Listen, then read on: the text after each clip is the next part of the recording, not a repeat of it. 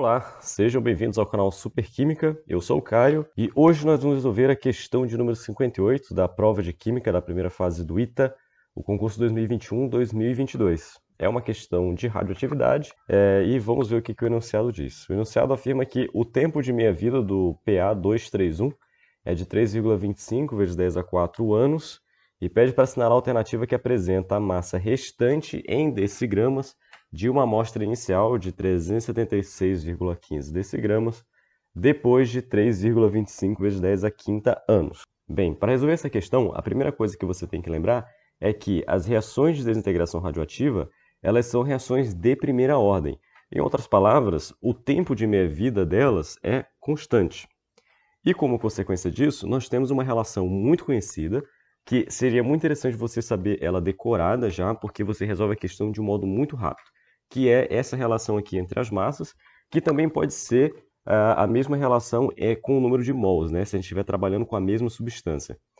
No final do vídeo, depois que eu terminar aqui a resolução desse modo mais simples, você pode ficar até o final do vídeo para eu demonstrar de onde que vem essa relação aqui a partir das leis de cinética de primeira ordem, tá bom? Bem, essa relação aqui, ela calcula para a gente qual que é a massa restante da substância, como sendo a razão entre a massa inicial dividido por 2 elevado a n, em que n representa o número de meias-vidas, aqui equivale o tempo que nós estamos analisando. No caso, quantas meias-vidas equivale 3,25 vezes 10 a quinta anos, certo? Então é isso que a gente vai calcular agora, o valor de n.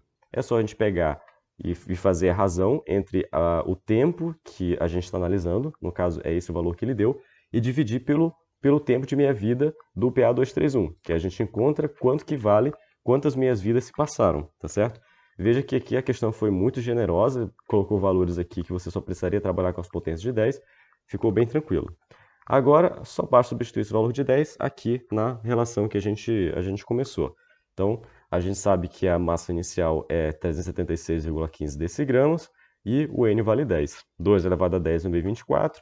Fazendo essa divisão aqui, que eu suponho que esse seja o único trabalho mais difícil da questão, você encontra 0,367 decigramas. Veja que ele não pediu aproximadamente, mas obviamente aqui se aproxima mais da alternativa B, portanto esse é o gabarito, tá certo? Agora vamos ver como é que a gente chega naquela primeira relação lá que a gente viu, tá?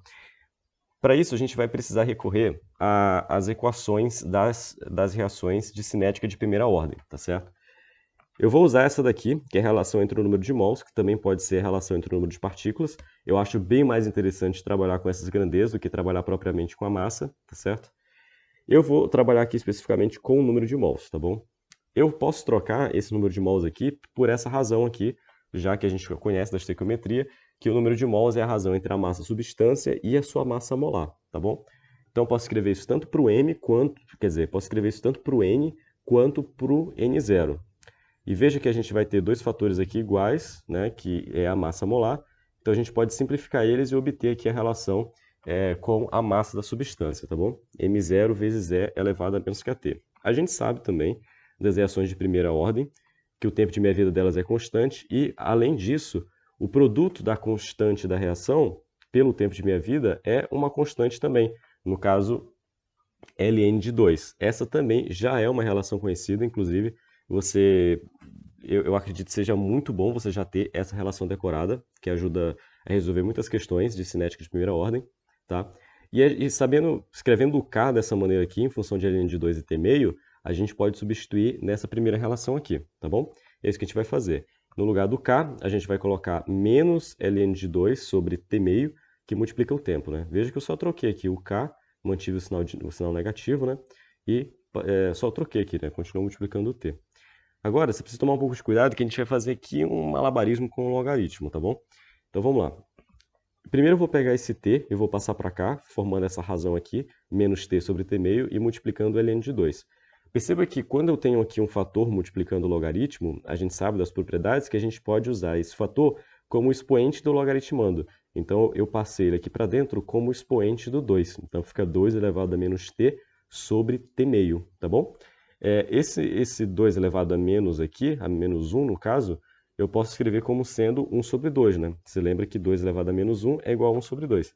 Então, eu posso fazer ln de 1 sobre 2 elevado a t sobre t meio. A gente viu lá no começo que essa razão, o tempo que eu estou analisando sobre o tempo de meia-vida, vai me dar exatamente o número de meias-vidas ao qual equivale esse tempo que eu analisei, né? Que é justamente o valor aqui de n.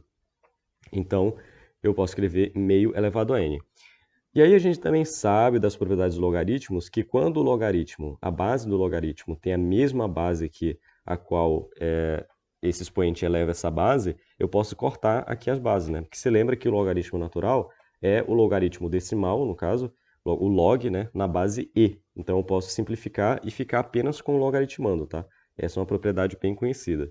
E aí, simplificando, a gente obtém isso aqui, né? M é igual a m0 vezes meio elevado a n, que é exatamente a mesma relação que a gente viu lá no começo, tá bom? Então, você poderia fazer todo esse processo algébrico se você não lembrasse daquela relação principal lá que a gente viu, ou você já poderia saber ela decorada e resolver a questão em poucos segundos, né? Talvez o único trabalho que você tivesse seria de trabalhar com aqueles números lá não tão amigáveis, tá bom? Bem, se você gostou dessa resolução, não esqueça de deixar o seu like e também não esqueça de compartilhar para qualquer outro amigo que também está estudando para provas de alto nível, para você ajudar ele nessa caminhada, tá certo? Não se esqueça também de se inscrever no canal e ativar as notificações para ficar por dentro de todos os novos vídeos que aparecerão aqui no canal. Beleza? Muito obrigado e até o próximo vídeo.